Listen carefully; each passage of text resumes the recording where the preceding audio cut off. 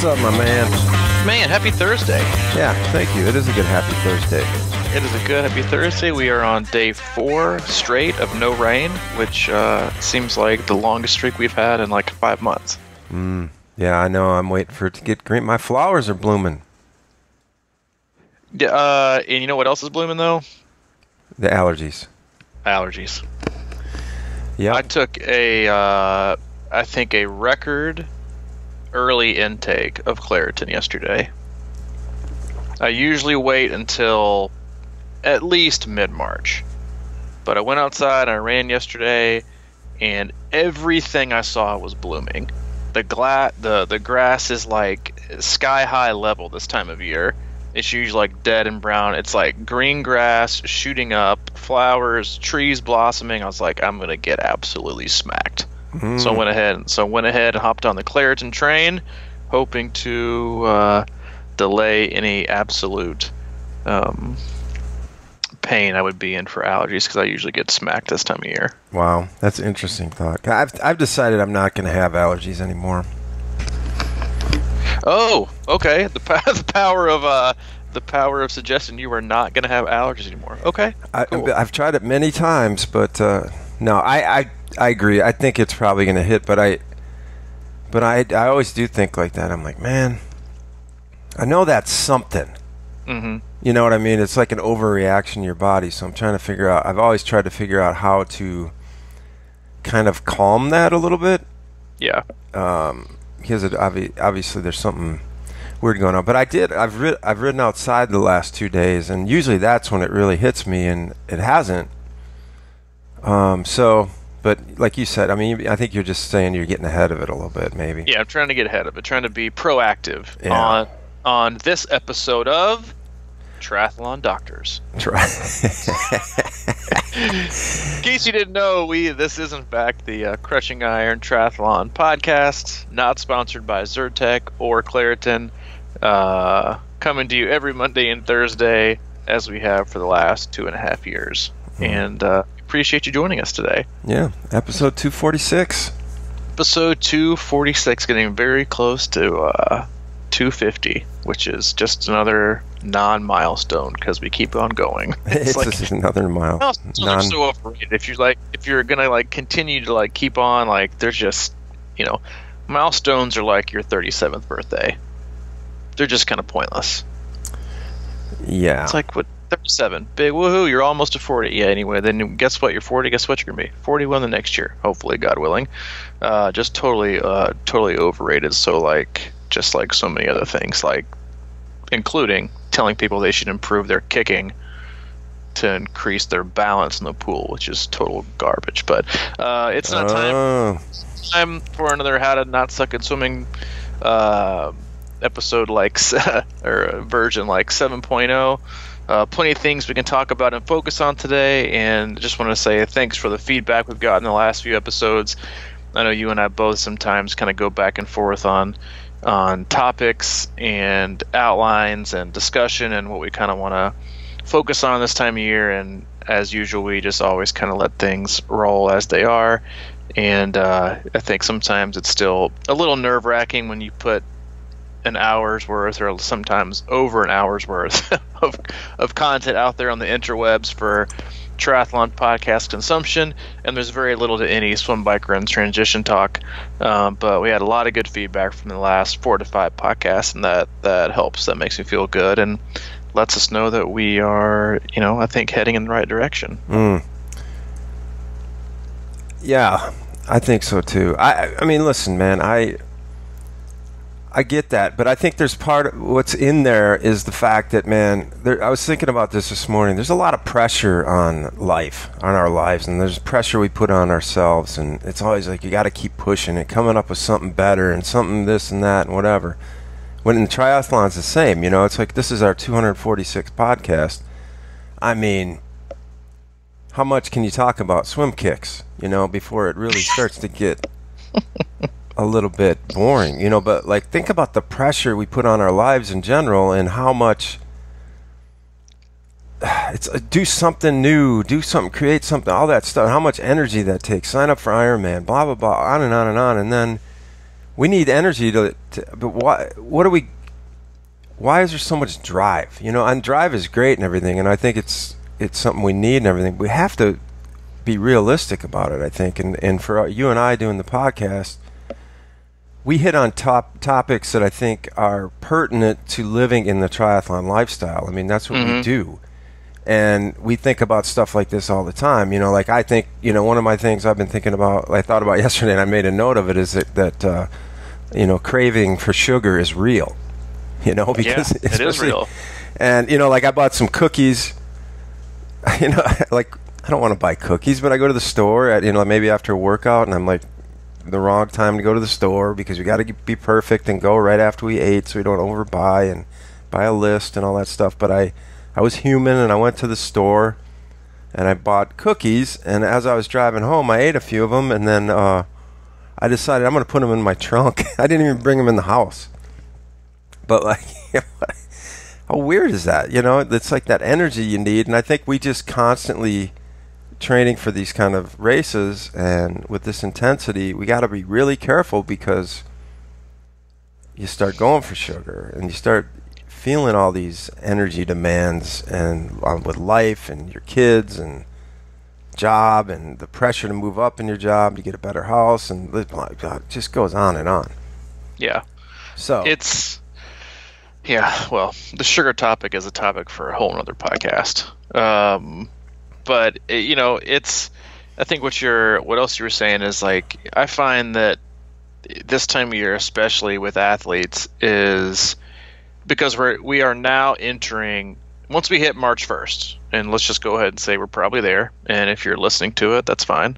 It's probably gonna be after March. It is race season. It's upon us. I mean, we've got athletes. I mean, we've already had. Most of our international athletes are already racing, and raced last weekend or racing this weekend, and it's here. I mean, it's upon us. There's lots of races in March. And then once you hit April, you've got races all over. Oceanside, Texas, full Ironman Texas, and May has all the races. It seems like Virginia 70.3, Chattanooga 70.3, Gulf Coast. I mean, you name it, and it's here. And I always find this time of year is really, like, this little phase is very stressful for athletes in terms of focusing and concentration, and because I think this is very common with a lot of triathletes, and being type A is they get their level of distraction gets heightened the closer they get to an area of completion. So instead of just dialing in more on what there is to focus on and to complete first, they now feel like it's time to go ahead and plan and think and strategize and outline what about what's next? What about my phase after my phase after my phase? Oh, the old phase after the phase. The old phase after the phase. Plan it out, man. All the way to plan it out. Yeah. And it's like, well, I was telling myself, I'm not going to sign up for another race till I do this one. Clicks register. But they still do. And, as we're kind of gearing down, like, I know that my inbox is going to see a gigantic uptick over the next, it already has, over the next few weeks with the races coming up. And it's that, I think it's just hard to focus on it and see one thing through total completion, and to continue to put all of our energy towards that one thing, and not begin to allocate our energy and our focus and our planning to other areas. And I think we honestly do that as a safeguard. I think it's our way of allowing ourselves like a mental emotional out. It's kind of like triathletes playing poker. They know they have a great hand. They know when they should play it. But instead of going all in and totally just going all in on one hand on this one race that they've been focusing on for the last few months, it's been driving in through the winter and the trainer sessions and being stuck on the treadmill and running in the snow, they throw it all in less, like 20% of what they have, just in case things don't turn out well. just in case I need to use this for another one. And I think as athletes and as people, we do that as well. Because I think the level of, when you have such a gigantic level of commitment, or that feeling of all in on a race or an event or a specific training phase even, that it creates a much higher level of fear, and the level of disappointment you may feel in return it continues to rise with the pressure. But if you give yourself that little mental edge of, yeah, but you know what, I've got this next race, or if I don't allocate all my mental and emotional physical energy into one race, and I allocate just a little bit over here, I've got a safeguard. I've still got this one in my back pocket. And I think that sometimes athletes can lose a sense of urgency that they've kept and done so well with over November, December, January, February, and then March, April hits, and they get, within 30, 60, sometimes, 90 days towards a race, and it starts to, I think it's what happens is it most often happens here in the beginning of the year. But it happens throughout the year when race calendars begin to overlap. And I think it differs with each athlete, and obviously the level of importance they have with specific races is that once you create enough, once you get fully into the season, you're sometimes going to have 1, 2, sometimes 3, and for some people maybe more than that, races that fall within a 30 or 60-day window. And so it also goes back to what we always, we kind of harp on and drive on a lot, is that yes, it's important to focus on the overall concept and the overall goal of this next race, because it is what's next. But the approach of just trying to go out and continuously get better also helps, I think, in my experience, alleviate some of the pressure that we give ourselves as these race benchmarks throughout the year, and the level of focus and attention to detail that it takes for each race in the grand scheme of things. If you can just apply that on a day-to-day level of just doing the small things and the basics correctly all the time, day after day after day after day, then the races take care of themselves. But again, it's not as fancy, it's not as sparkly and glittery to only focus on the basics. We have to add in more. Like an athlete asked me the other day, who's like 4 weeks out from a huge race, he's like, you know what, I think we should add in some strength training. Yeah. I'm like, how about let's just take a step back, put your phone down, walk away, come back to me in 48 hours, and let me know if you still think that's a good idea. It's just that it's that more mentality too. It's that this has been going really, really great, but I need more to help quell or to help quiet my race energy anxiety per se. Yeah, it's like crush today.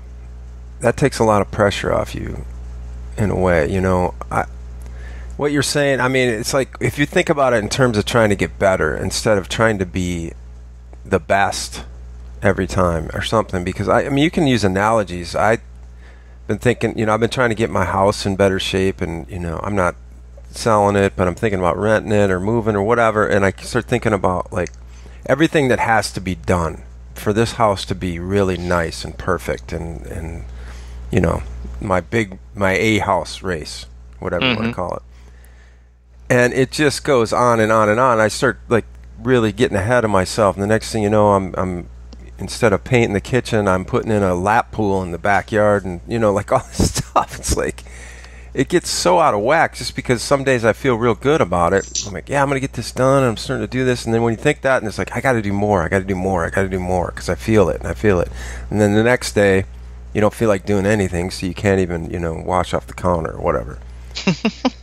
You know what I mean? It's the ups and downs, because I know it's like going to the grocery, like the same kind of thing. You don't really want to go to the grocery store when you're totally zapped and need all the energy in the world or whatever. You just like, I don't know, because you'll end up doing things out of character. Yeah. And that's interesting about the, do I need strength training? I mean, how much can we add? I'm looking at some of these training plans, and it's a big load, and I don't think in general don't put on those massive, Ironman loads, these that are legend and lore, 22-hour workout weeks or 25-hour, whatever. And it's crazy how people will tend to struggle, have a few good days, and then just want to pile it on, Yeah. Yep. And then the next thing you know, they're, thinking about changing sports. Exactly. But I think that's how we are beginning to be kind of desensitized in society in every aspect, is that what do we do when we kind of get unsettled and things kind of become realities or present, and we get closer and closer to the moments our anxiety raises? We need more, because God forbid we just be confident and sit with our own feelings and what we're doing and be confident in that direction. And what we do, the society's most clear-cut way now to advertise and to market your own inability to deal with your own anxiousness or lack of self-confidence or nervousness or whatever it is to always add more. Because if you add more, you're just adding more of a distraction to help numb and take away the feeling you have of some kind of training or life or personal insecurity. Because now I can take my mind away from what's really happening, which is I don't feel secure about my training. I'm unsure about the race strategy. I'm my normal, patterns of negative thought process and negative self-talk are coming alive. So you know what? I'm not going to deal with those. But you know what I can do? I could try to add on 3 or 4 more hours a week of training, because that is the answer. That is going to make all these other things go away that I've always had for 2, 3, 4, 5, 10 years for some athletes. Because more is always better. Because I'm telling you, this 15-mile run, it might be great, but you know what? It's going to be really, really good and more, and just make me more confident. A 25-miler. Yeah. So I'm going to do that, and it's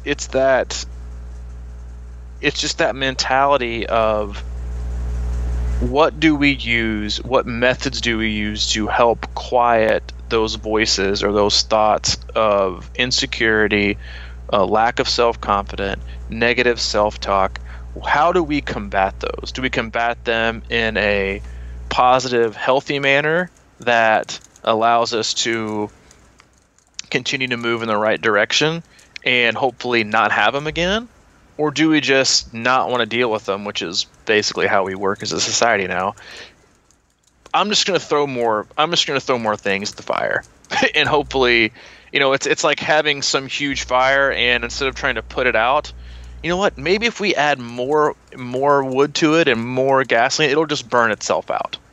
And that's how we approach things. And what ends up happening is that you don't end up getting the race result that you really, really could have had. But you don't know, because instead of staying the course and being confident or battling that negative self-talk or those self-doubts, those insecurities, and just sticking with the plan, you added more. And so you got your answer you got your daily answer, which was quieting those thoughts or feelings and whatever by adding more. But what more than likely happened is it totally took away from your ability to perform on race day. And so to you inside, you quote unquote won, because you didn't have to deal with any of these things. You felt better about it, and you finished. And so the question becomes, did you really do the best that you could have done? Or did you just manage to get through it by adding more and finish? And I think it's a hard conversation to have with every athlete, but you have to have it as a self-coached athlete with yourself or with friends or as a coach.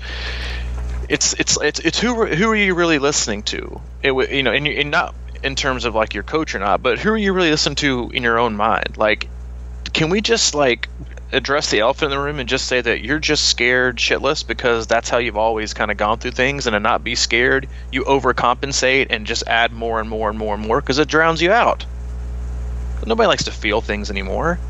We don't want to feel things. We don't want to sit with ourselves. We got to pick up our phones. We got to hop on YouTube. We got to hop on Netflix. We got to put something else in front of us. Like, we can barely even sit with ourselves these days anymore without having to find some kind of a distraction. And it's the same exact thing that goes for training and athletes, depending on what their mindset is and their background and their experiences, is they just start throwing shit. They just close their eyes, put a blindfold on, and just throw darts. But it's a whole lot better than not having a blindfold on and looking at the actual situation in the mirror and just sitting with it and being confident with it and seeing what happens on race day and giving the best of their ability and then moving on. Because at least then you can learn and figure out something. You're not just creating and living by and training by the same exact pattern you've always done and consider that successful and not just consider that, being totally 100% complacent and complicit in the fact that you have committed yourself to just doing okay because you're just getting by and you totally forgot why you got in the sport in the first place, was to figure things out and to get better. But once you get a small taste of that little first year apple and you just take a small bite and you get the taste for it and you realize how good it can make you feel, now what can I do to hold on to that?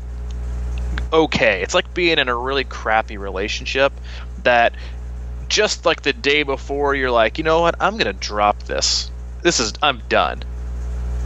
The guy or the girl shows up to your door with some flowers and some chocolate and it's like, hey baby, let's go on a date. And you're like, oh, see, times are changing, turning it around. I can stick this out a little bit longer. And then you stick it out a little bit longer. And it's never about taking making those scary decisions or not decisions, like we talked about before, and just showing ultimate restraint is not adding more or doing more, putting more on your plate, and as a way of self-sabotage or just numbing. It's scary, I think, for athletes to go into races, especially the ones that do it the right way and don't over distance, do 150-mile bike rides. And hey, you know what? I got to run a marathon before I do one on the full. It's one of my favorite quotes of any pro triathlete ever, because I can only think of like two, but is Sebastian Kienle and what he said before Kona, I think 2 years ago. And he said, if you feel totally prepared and ready for an Ironman, you're overtrained. He's like, you should always have some kind of trepidation because you haven't totally just worn yourself thin with doing the distance and overrunning and doing all these things just to check that mental box, which isn't even checking a mental box. It's just securing and making your insecurities feel more solid and concrete than what they really are. It's that nervous energy, right? You got that extra energy reserves because that's what you need. And man, there's a lot there, dude. I mean, the struggle. Yeah, sorry about that. I should have taken a sip of coffee and given you a kitchen. And I had like 3 different places. Yeah. But because of meeting to commercial free. I'm all about, like I was even thinking though, and in a weird way, you're kind of saying not settle or whatever. But I think it's okay to be okay with what's going on in the plan. You know what I mean? Whether you think that you need to like trash yourself or go out and pull some new high together, VO2 high or whatever, and all this stuff is like mounting. And I mean, just the pressure of daily posting on it, because we always talk about this as sort of like Instagram or whatever. It's like, what do we post? Like you have to kind of go in your head and say, okay, what am I going to post today? Is it something about how great I am or how awesome we are, or like what defines me? And what do I feel good about? Why do I feel the need to do that? And instead of sticking with a plan, you come up with something, and this is who I am, and being true to yourself. And we go outside of our plan for no reason, it seems like. Or what is the reason? I mean, it's just because you said, I mean, we can't sit with ourselves as it is.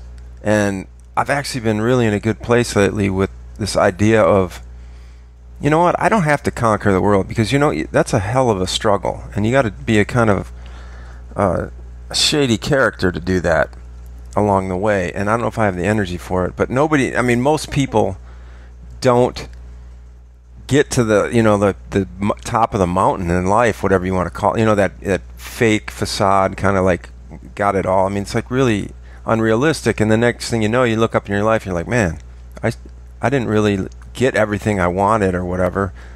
And I think there's power in saying, that's all right. I don't need to be like on sub 9-hour Ironman or whatever the case is. Like I can go out and just be me and enjoy things.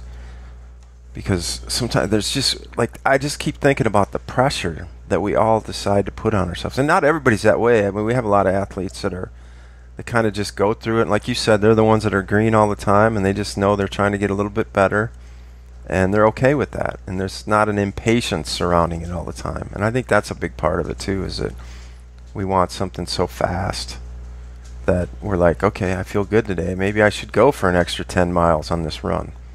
I get that quick fix. My fitness gains are just going to go through the roof. But it just doesn't happen like that. Yeah, it's that one extra.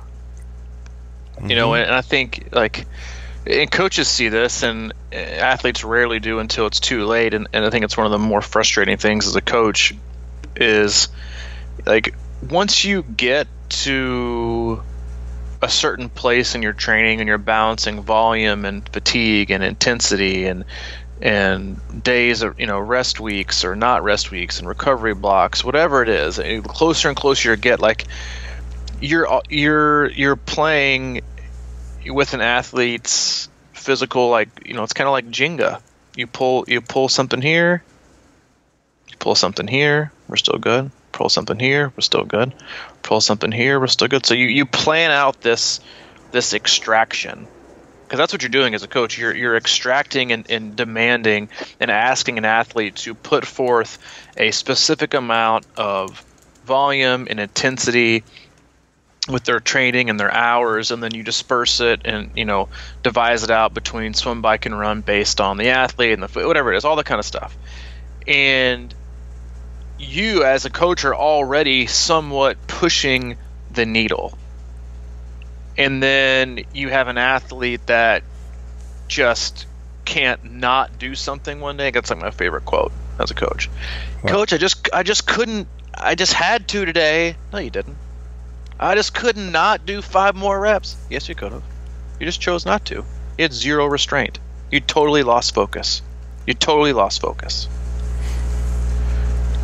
And so many times what happens is that it might not seem significant in the moment when you go rogue with your training, or you run too much, or I just felt like going 15 minutes over today. Mm-hmm. Then the whole Jenga building of training starts to fall, or it starts to tilt.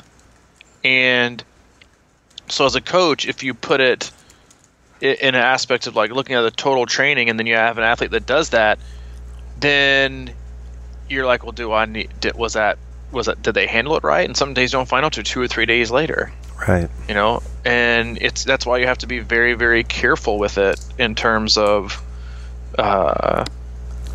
like what you do, and like just understanding people that like your decisions matter. And if you really want things to like be trackable and figure out if you're doing the right thing, and you want to have answers as to why they worked or why they didn't work, then you just can't go rogue all the time because you just felt like it. And then you can't complain if things don't work out the way you did, or you get a niggle 4 days after a run where you went 30 minutes longer than you should have. Well, yeah, hello.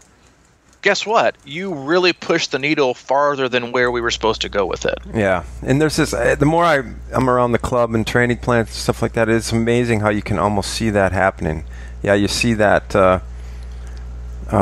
whatever, like a yellow in there, and you're like, oh, they didn't quite. And then it's like, oh, shoot, they went like an hour over or whatever. And then you start seeing a few of those things together, and you're like, oh, man, I hope this. And then about invariably 2 or 3 days later, you start seeing a few reds, and people are like not.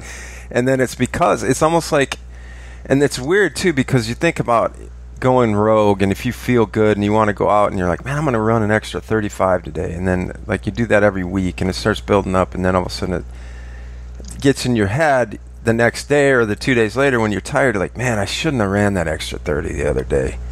And all of a sudden you have another excuse there too, you know what I mean? Mm-hmm. So it's a weird thing, that discipline to stay on the plan and within the plan, because it's all connected, instead of, we talk about day to day, and that's obviously important, making good decisions today, and that usually means staying with the plan today instead of, going crazy. But sometimes, a lot of times I rarely go over. Sometimes I will be like, I feel amazing today, I'm getting out of the pool. We talked about that too. It's like, I've been swimming hard, I feel real strong, I feel like I go, but you have that danger always looming. If you get to the end and you feel good, you're like, well, maybe I should work on a few more things or whatever, and the next thing you know, it does cascade. It snowballs into little problems that can kind of just start to inch their way in, and they become bigger and bigger. But I was thinking about that, because I wonder if sometimes we do that, and then we subconsciously, it's like building in excuses, sort of. Like, hey man, yeah, but I did, I ran 20 miles though. I did good, right? No, that's not necessarily good. You start justifying, I guess. Well, yeah, it's always, everything's easier justifying the moment. Mm-hmm. Yeah, that's why we give in to impulses, because it makes us feel good, and we're not concerned with the, what it may hold. It's what can you do for me today? How can you make things better and feel better today? Who cares about tomorrow? I'm not even there tomorrow. Oh, I know. It's or next week or next month, or like it takes so much self-control, and it takes so much humility, and it takes so much confidence. Because when you do those other things, you're showing a lack of total self-control and self-confidence. It's not something you should brag about or be proud of. You're just showing a total lack of self-control. Total lack of self-control. And you can say it's for, hashtag being the best I can be, hashtag beating yesterday, hashtag, got a PR. This has nothing to do with that. It's hashtag I can't get past my ego, is what it is. And the more and more people dip into that, and their lack of self-control, and their lack of self-confidence, and their lack of patience, those are the types of people, and those are the types of athletes who continuously find themselves in a state of overtraining, way too much fatigue, injury after injury, because they would rather live on the edge of their training in terms of fatigue and injuries and too much intensity, and they would rather live in that area, because each day they can wake up, and even though they feel battered and bruised, like they know they shouldn't do this run, or they should take it easy instead of hard, they can't not do it, because you're addicted to ego preservation. I had a boss like that back in my corporate days. I mean, I think a lot of bosses are this way, but we would spend, we'd have a consultant come in or something, and we would spend like 2 or 3 days figuring out a marketing plan, and like a something with some, teeth in it that was like, like everybody could grab onto, but it's a little bit of a long-term process, right? It's not like, what can we do tomorrow to get our TV ratings up, in the news business and all this business. So we'd have this, and then, the consultant would leave on Thursday or Friday, and I'd be like kind of excited again, re-energized, because hey, we got a plan. I know what I'm doing. We're gonna, like lay this out, and it's gonna evolve into something awesome, and sustainable, and like something with some long-term growth potential. And invariably, the dude would come in and like on Monday say, hey, I thought of this in the shower. What if we did this? And it would be like totally different. It would be completely off pace. And he's like, yeah, but we got this going on today. Let's move that plan back a little bit, and we'd start doing something that would really just blow up the day, or hopefully, and it would be completely off track for everything we've been thinking about doing. And I think that kind of thing happens a little bit too. You wake up today, you feel good. I'm going to go nuts today and just overload it, and then, or It can depend, on the mood. So it's a weird way to think about going through life and training in general. And I know you've gotten a lot more comfortable in your own skin with just like kind of waking up and doing routine, and that's all part of it. Routine is really what the plan's all about. Just kind of getting settled in a groove and just accepting that groove is okay. But that's unsettling for people. That's again why some people hate having a routine, because we crave excitement, man. Yeah, and it's because if you're too comfortable, then something's got to give. We need some kind of disruption to. You know what I think it is? I think it's that we oftentimes struggle so hard with the balance between routine, comfortability, and how it equates to our personal engagement. Okay. We need and we crave something to keep us engaged. I can't just have this one race that I'm focusing on. That's not enough for me. I need more. I need more training volume. I need more races. I need more this. I need more equipment. I need more data. I need more. I can't just, wake up and do the workout I'm supposed to do and just live my life. I gotta add in more. Things have been going great. You know what I should do? I'm gonna give up every single carbohydrate, and then let's see what happens. Every single one. Every single type of carb. I'm gonna give them up all, and then see what happens. And then I'm going to change. I'm going to get a new bike and do bike fit. And then I'm going to change my running shoes. You know what really would help me out? If I could just change my run cadence up just a tweak, I know I could see some huge gains. That's like the other huge. I've seen more. I've seen more athletes get hurt trying to change their run stride than any other thing ever. But it's that we get so comfortable that it removes that heightened sense of engagement because it is routine. And for so many people, not the best in the world, but for so many of us average Joes, we need something. We need like an extra pump, an extra, something to kind of get us going that makes us.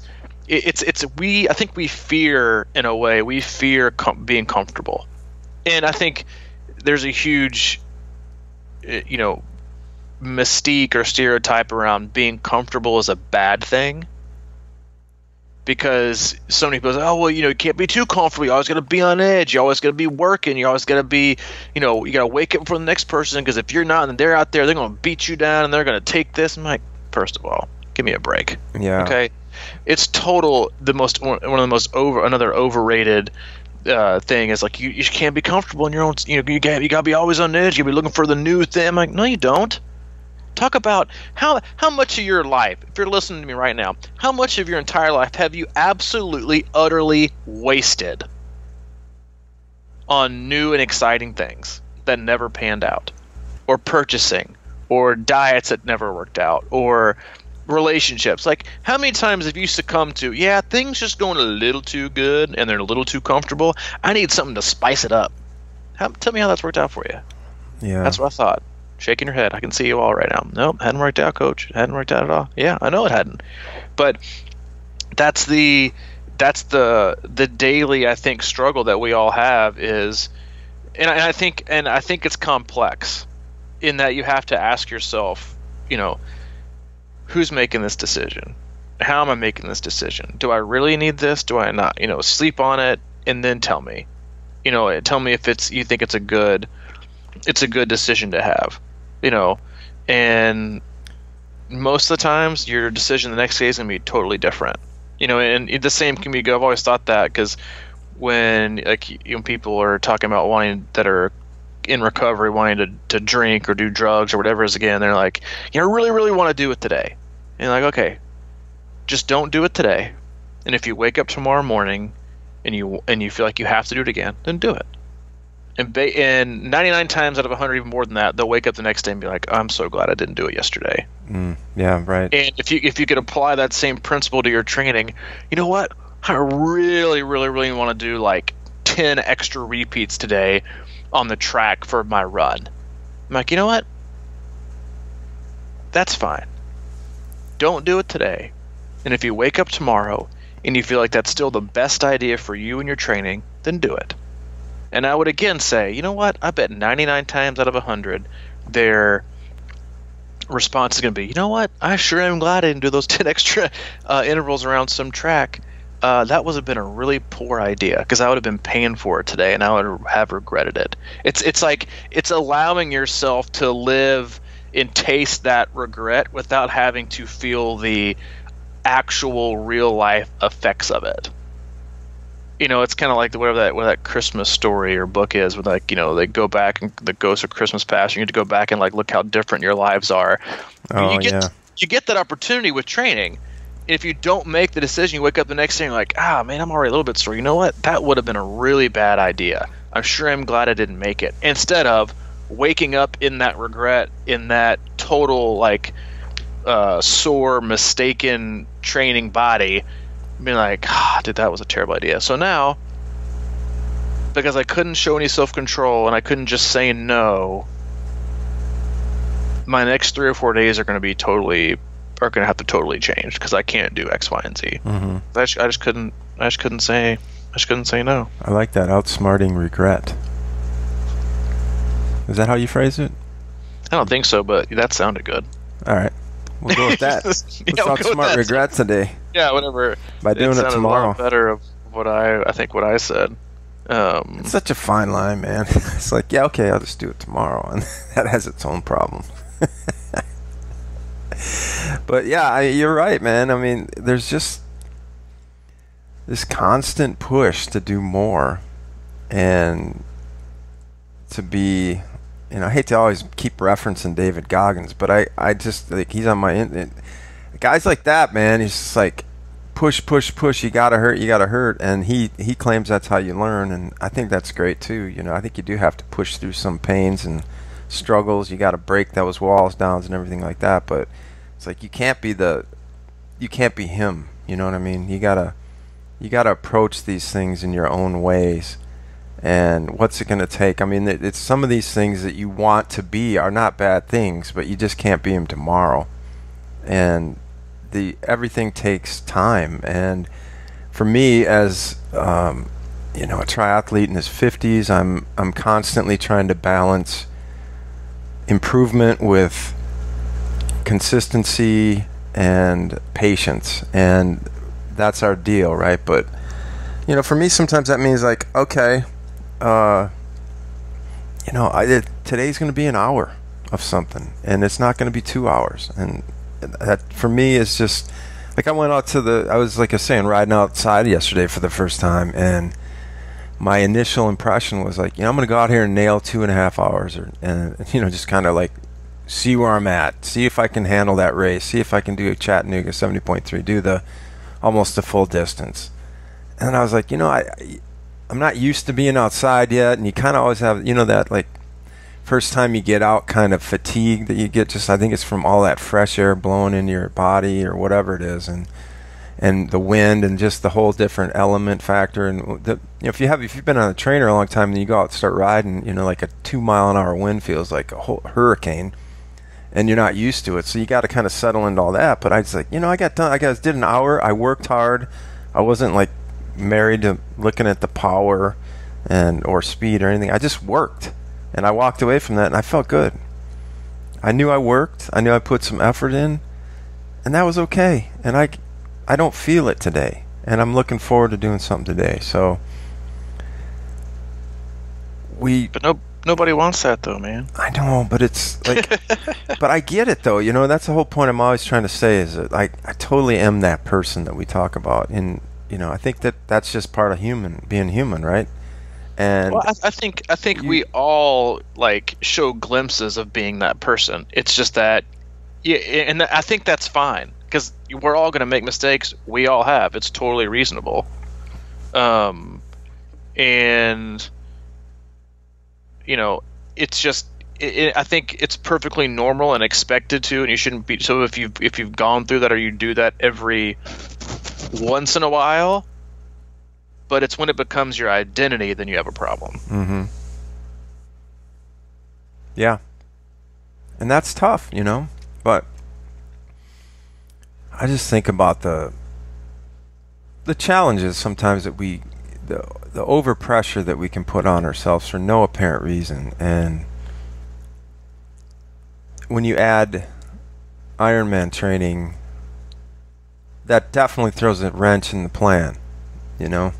And you're just balancing all this energy, and you have to just be mindful of it all the time.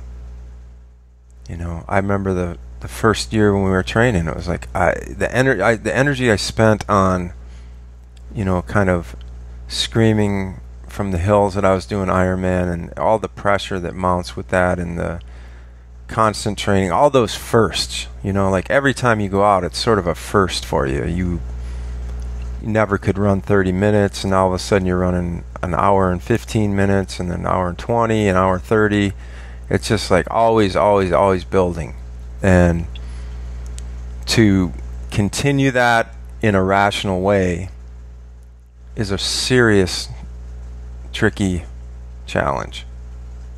And it never kind of goes away. You just have to sort of be able to adapt to it in different ways, I guess.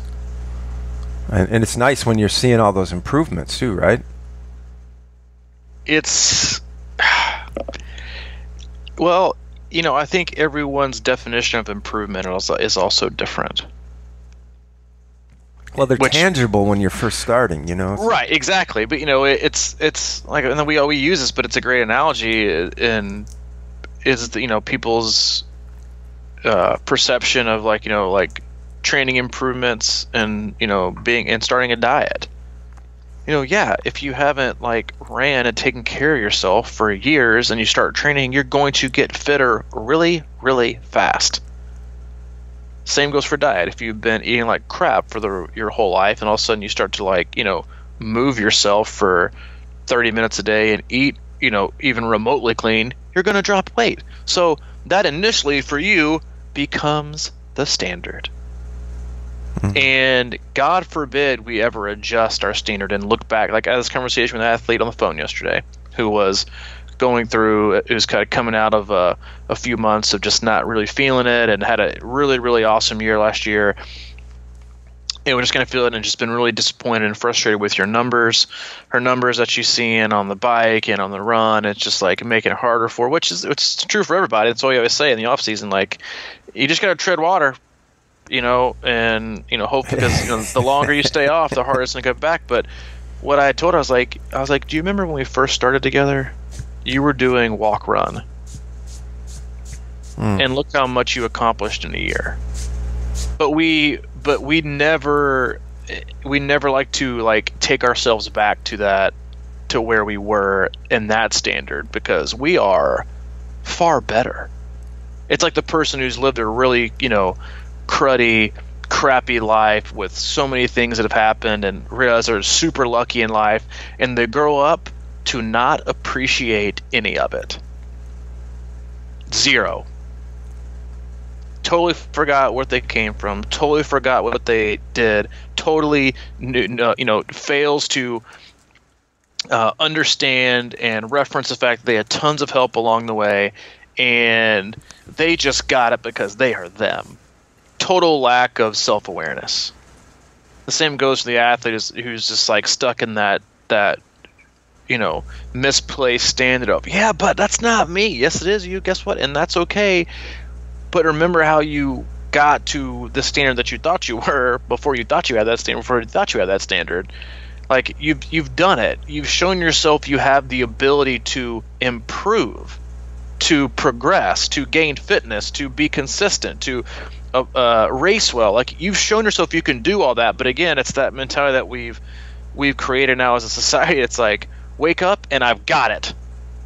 I am an Instagram influencer. I can post pictures and I can influence people across the world. Yeah. Hail to the Instagram influencer. I am influencing people on a daily basis when I lay my head down at night and I filter my pillow and I choose the right shade for my good night inspirational quote. I can lay my head down and think, I have truly, at the core and heart of every person that follows me, changed their life for the good. Because I'm an influencer. Changing, yeah, that's beautiful. Yeah, well, what a bunch of horse shit. But changing the world, man. Yeah, change the world. Yourself. Change the world. One filtered bikini inspirational quote at a time. But that's what we do. It's like you want credit for something you hadn't done, and that's where we can always get in trouble with training. Is that you want credit for something you hadn't done. You want credit for the work you didn't put in, or you want to keep the credit for the work you haven't been doing.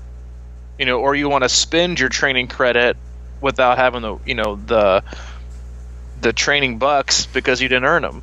And then you get, the interest rate goes up and things get bad. You max it out. You max out your training card, and it's just it all goes back to just the simplest, most basic things. That's like and I try to remind my athletes of this whenever they're in like a really, really, really good groove.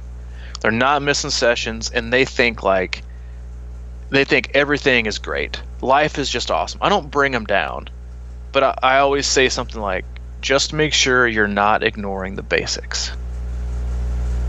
Eat right, sleep right, fuel right, take care of your body and recovery. Stay on all those things. It's like, don't forget what got you there. It's like my very first sponsor, he was like, you don't need to worry about relapsing when you're going through rough times.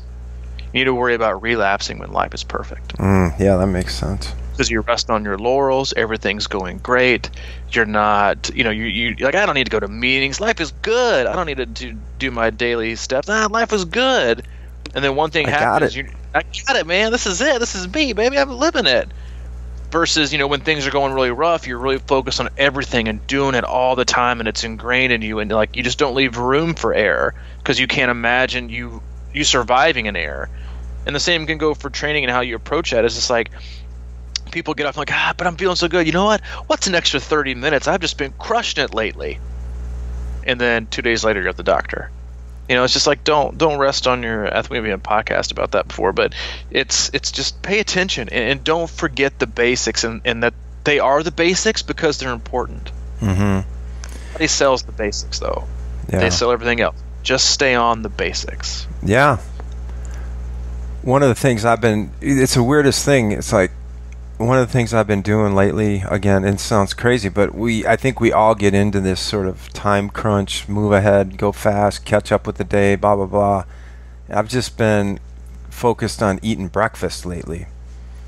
And it sounds like a silly little basic thing, but I think a lot of people don't eat breakfast. And it starts you off in a weird sort of sugar high, hypoglycemic, weird, and I think it just steadies you, and that's like a huge part of it's sort of like starting your day on with the basic you're saying, like whether it's meditation or slow or reading or writing some stuff, and can kind of ground you and set you up in the right way.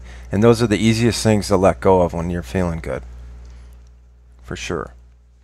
I don't have time for that. I'm fine. I can beat that. Mentally, I'm strong. I don't need to sit with myself. Man, when you say that, it's like we can't sit with ourselves, and that is so huge.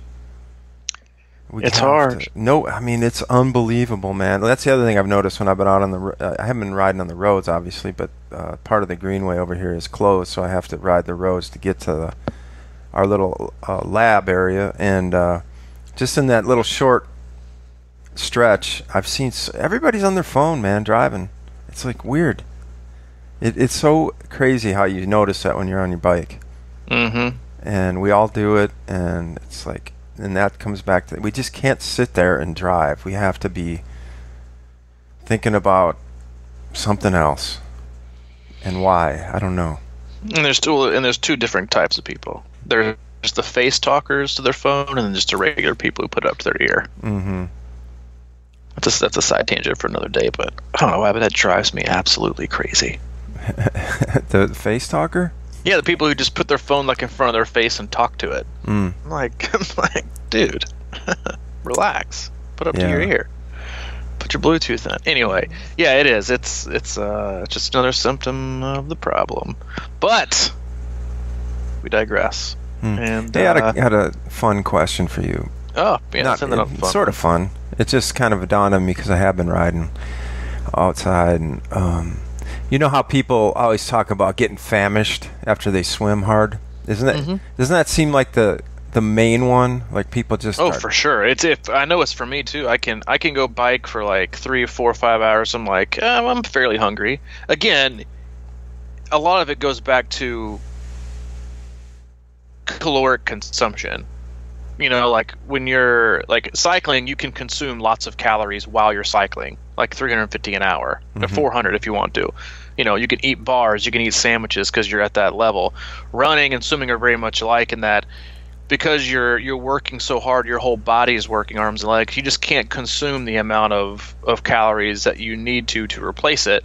And swimming is that thing. Like you don't see people stop, eating and swimming. But it's like it's just but you are. I know I am absolutely starving when I get done with the swim. Yeah, well, that's interesting. Like I think because I didn't fuel probably as well as I should have while I was riding yesterday, but I came back and I was super hungry, and I just thought maybe the order of this whole thing is swimming, biking, running, because I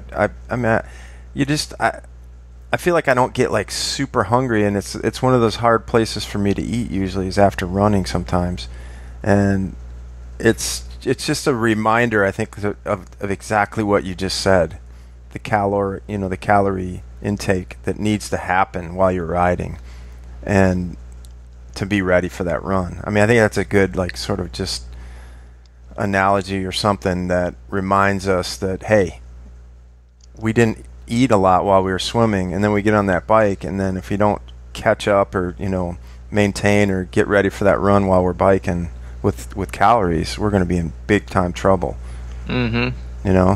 Because it's easy to sort of neglect, and it's a long day.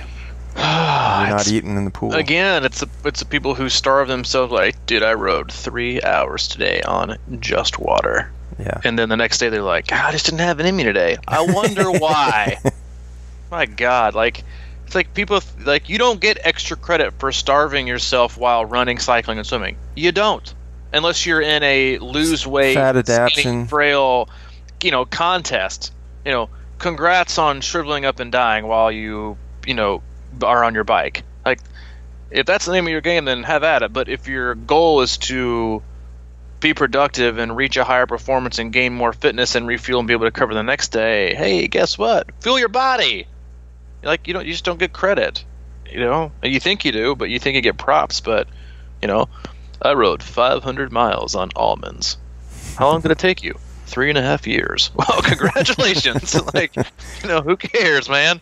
It's all about what's your stick. What are you trying to market to yourself and convince yourself you are?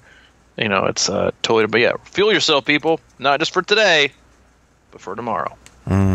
Fuel for tomorrow. All right. Well, great talking to you, man. You too, as always. And if you want more info on the other things that we do in our Triathlon Doctors man, we're show, terrible at marketing. We are the worst. Well, that's on at 4 p.m. every day. You can hop on Channel 5, your local TV station network, and watch Triathlon Doctors, brought to you by Carbon Claritin. Hey, would we wear, if we did that, would we wear kits or would we wear like scrubs? I mean, what kind of doctors would we be? Probably like, the I'm thinking one piece or the matching tracksuit type thing. Yeah. I'm thinking tracksuits with like maybe zip carbon like stethoscopes. And one of those like tacky, worthless and horrible Rudy Project aero helmets. Hey, we can't wear helmets. Yeah, but it's protection, safety first.